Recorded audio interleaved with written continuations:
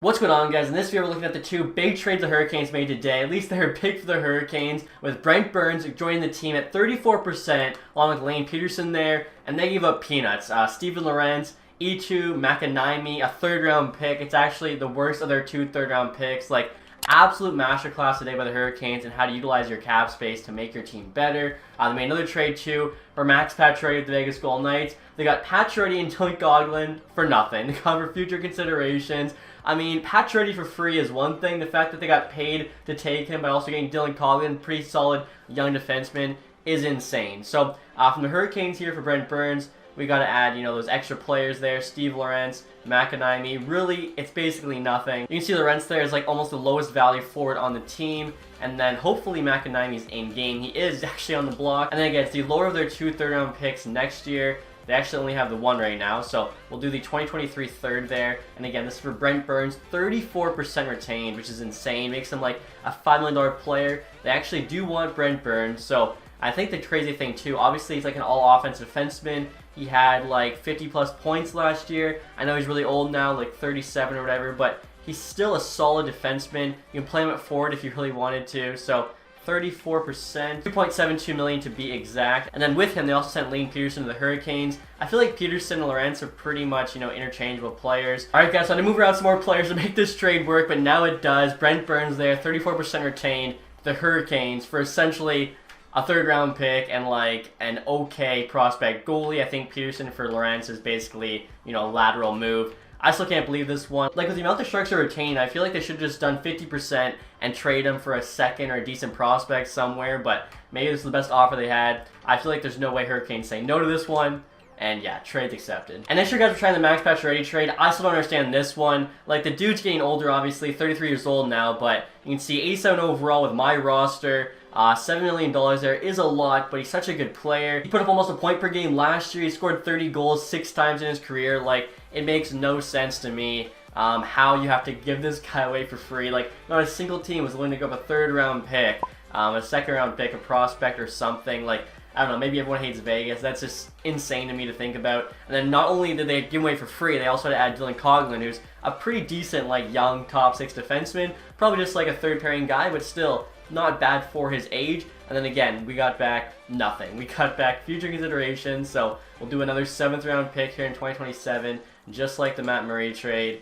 Carolina would have more than 45 skaters. Alright, guys, so I was able to get a random player from their team and trade him away. So Smallman there is representing future considerations now for Pacioretty, Coghlan. I mean, look at the value. This is medium difficulty. It could be very, very hard. They are never saying no to this. Like, again, I just don't get what Vegas is doing, especially too, like, after this trade, they signed Riley Smith $5 million for 3 years. So for that couple extra $1 million, you'd have Max Pacioretty, who obviously is a pending free agent. Maybe they didn't think he was going to sign with them. Maybe they didn't have the money, but I think I would rather Pacioretty at 7 than Smith at 5. And so next year, you guys are trying the Brent Burns trade from Carolina's perspective. As you can see, Burns is actually on the trade block for the Sharks. I think I forgot to show he's 36 years old, 37 now real life, 86 overall there, making $8 million for 3 more years. Again, a really good offensive defenseman, especially for his age, but I see why, they just wanted to shed the salary, make room for probably Mario Ferrero, get his contract signed. They probably think, too, with his age, he might start to regress, but I still think, they should have gotten a lot more for him. So,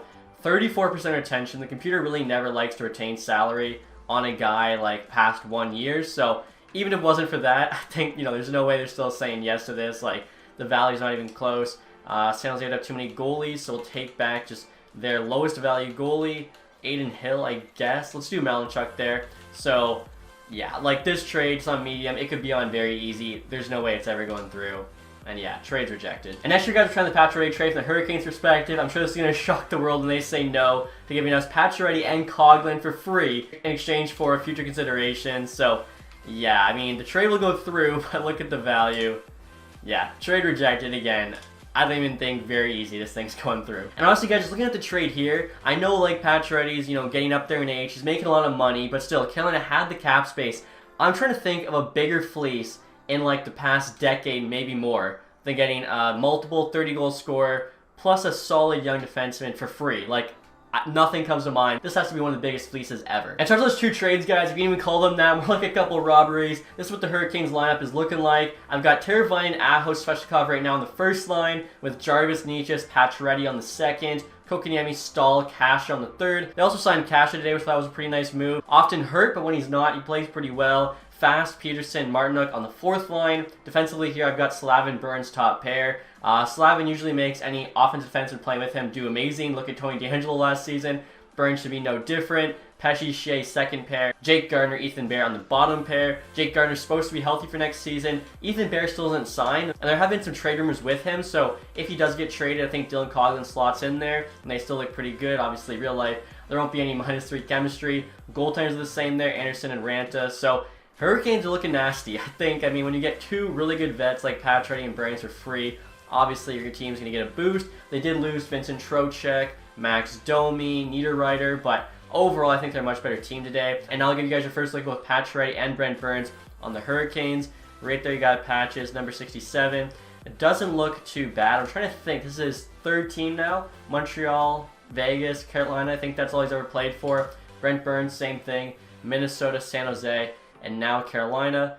Brent Burns on the Hurricanes definitely looks a little bit different. Not used to that. Used to seeing him in like, a greenish color, whether it be green or teal, but he's now in red there. Burns 88. So there you have it, guys. Let me know what you think about these two trades in the comment section below. Which team won them? And as always, if you did enjoy this one, leave that thumbs up. If you haven't subscribed yet, hit the sub button down below. Thank you guys so much for watching. Have a nice day.